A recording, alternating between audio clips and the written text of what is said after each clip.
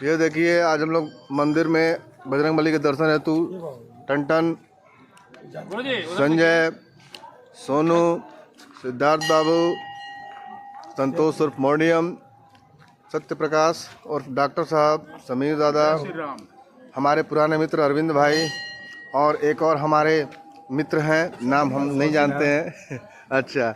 और सब लोग यहाँ पर उधर मंदिर में और इधर में हम लोग के जो जिनके हम लोग भक्त हैं, परम भक्त श्री हनुमान जी, बजरंगबली जी, जय राम जी की, हनुमान जी, राम जी की कृपा बनी रहे।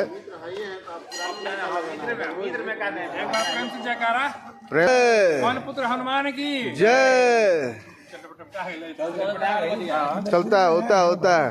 और इधर मेरा घुमा लो एक बार। हाँ, और ये हमारा कैमरा मैन राहुल। जय श्री राम। जय श्री राम। जय बजरंग। ये हमारे संजय भाई हैं। जय बजरंगबली। चलिए।